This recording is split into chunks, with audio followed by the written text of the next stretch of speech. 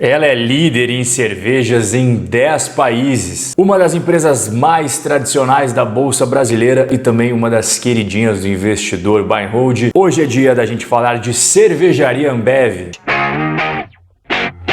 Primeira coisa que o pessoal que não é muito fã da Ambev fala é que as concorrentes vão acabar com ela, cerveja premium, cerveja artesanal, isso e aquilo. Mas olha, é muita ingenuidade acreditar que uma empresa do tamanho da Ambev não está ligada às tendências e gostos dos consumidores. Uma coisa que eu vou mostrar para você agora, pouquíssimos investidores conhecem. E isso que eu vou mostrar para você é a razão da Ambev selecionar certos tipos de cerveja para determinados públicos. Isso que você está vendo é um gráfico que mostra a maturidade de mercados ao redor do planeta. Então você percebe que no ponto da direita mais extremo você tem países altamente maduros quando o assunto é cerveja, por exemplo, a Alemanha. E na extrema esquerda você tem países que têm baixa maturidade e ali temos exemplo a Etiópia, Quênia, Nigéria. No meio do gráfico nós temos o queridíssimo Brasil, que está se aproximando num mercado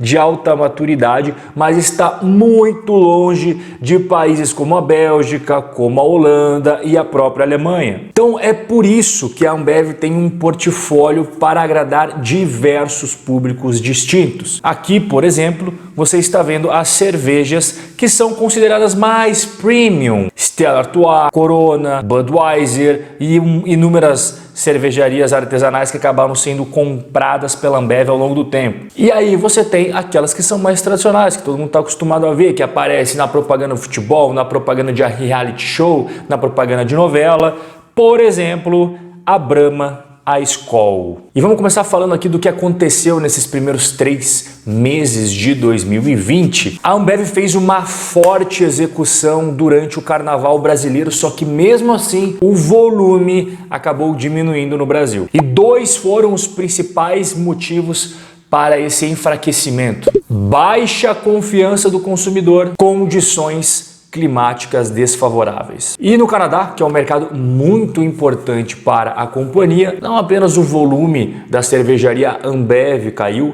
mas também do mercado como um todo. Já os países da América Central e do Caribe apresentaram um crescimento moderado no volume. E a América Latina, sem o Brasil, apresentou um forte crescimento. E no decorrer de março, que é o último mês ali do primeiro trimestre de 2020, a Ambev já começou a sentir os primeiros impactos da pandemia nos seus negócios. E aqui você divide o mercado em 2 para entender o que acabou acontecendo posteriormente com a quarentena. Em mercados mais maduros e que a população tem maior poder aquisitivo, maior capacidade de renda, os clientes acabaram estocando uma boa quantidade de cerveja. Isso acabou impulsionando positivamente os volumes. Em mercados em que o nível de maturidade é baixo ou médio e também que tem uma renda não tão bacana assim quanto aqueles mais desenvolvidos, aí as coisas elas acabaram tomando um caminho um pouco diferente. E antes de eu mostrar para você um gráfico que vai explicar absolutamente tudinho isso daqui,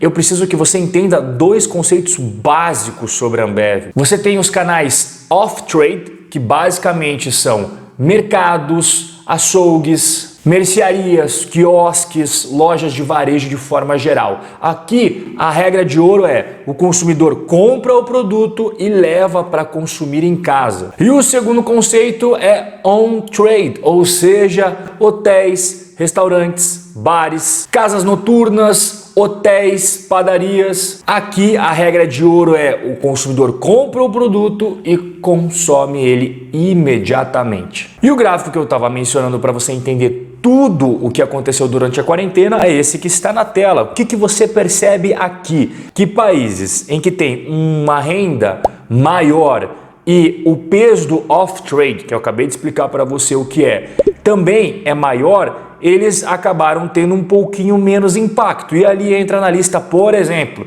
o Canadá, a Argentina, Chile, beleza? Aí você tem os países que o off-trade ele tem um peso um pouquinho menor, assim como a renda per capita das pessoas também é um pouquinho menor. E ali entra por exemplo, o Brasil e a República Dominicana. Agora, em países em que o peso do off-trade é pouquíssimo e a renda é bem pequena, por exemplo, Guatemala e Bolívia, aí o impacto foi bastante. E o que o pessoal da Ambev fala sobre a pandemia para os próximos meses? Isso daqui é muito importante. O impacto total da pandemia nos resultados futuros permanece bastante incerto, mas esperamos que o impacto no segundo trimestre de 2020 seja pior do que no primeiro trimestre.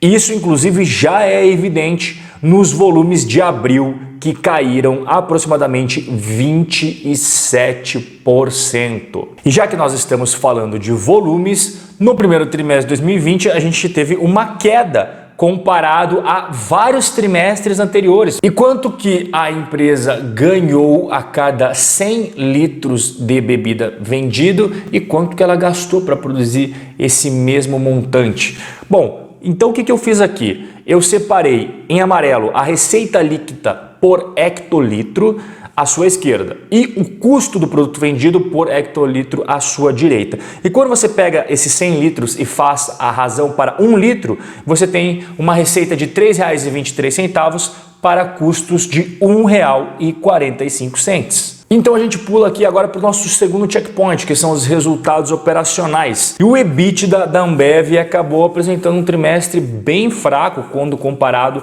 aos primeiros trimestres de anos anteriores. Você está vendo na sua esquerda. E também à sua direita, a margem EBITDA apresentou números bem inferiores também do que anos anteriores. Pô, Rob, mas o que aconteceu para cair assim tanto? A gente sabe que está passando por todos esses problemas, mas aconteceu algo a mais que a gente precisa saber? Bom, o primeiro ponto que eu preciso ressaltar é que no segmento Premium, a Ambev tem menor market share. E foi exatamente o segmento Premium que foi o melhor durante o primeiro trimestre aí no mercado como um todo. O segundo ponto é, claro, o aumento de custos por causa da taxa de câmbio desfavorável para a Ambev. E o terceiro ponto é que já estava, inclusive, programado isso daqui, uma antecipação dos gastos e investimentos em marketing, publicidade e propaganda para você colocar eles ali no primeiro trimestre do ano. Depois que a gente entendeu os motivos do resultado operacional, a gente vai para o resultado financeiro.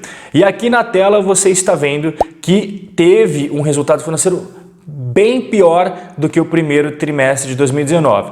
Rob, o que explica essa grande piora ali nas despesas financeiras? Esses 945 milhões de reais que você está vendo ali em ganhos e perdas com derivativos foi justamente por conta das perdas com swaps e também pelo aumento do custo de carrego de hedges cambiais que são vinculados à exposição que eles têm de custo de produtos vendidos e também de capex na Argentina. Então, quando você vai colocando uma pecinha em cima da outra, você chega ali na última linha, que é o lucro líquido da Ambev, que acabou apresentando uma redução de 55,9% do primeiro trimestre de 2020 comparado ao primeiro trimestre de 2019. Caramba, Rob, e agora o que vai acontecer? Bom, você já entendeu os motivos por que o resultado da Ambev foi inferior. Agora, você tem que entender a estrutura de capital da companhia para saber se ela está preparada ou não.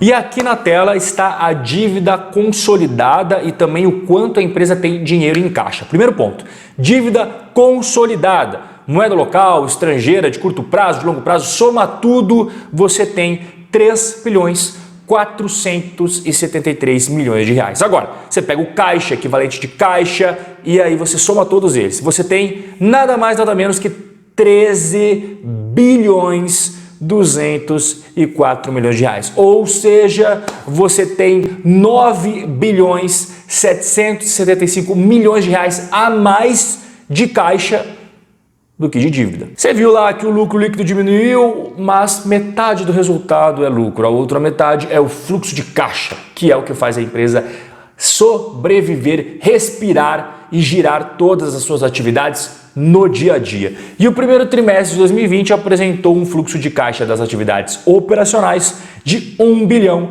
544 milhões de reais, que acabou sendo inferior do primeiro trimestre de 2019, que tinha sido 2 bilhões e 80 milhões de reais. Eu estou postando conteúdos exclusivos no meu Instagram e também no meu Telegram e eu vou deixar o link para os dois aqui embaixo na descrição. Chegamos ao fim do nosso bate-papo sobre a Ambev e nós vamos nos encontrar no próximo vídeo. Um forte abraço e até o nosso próximo encontro.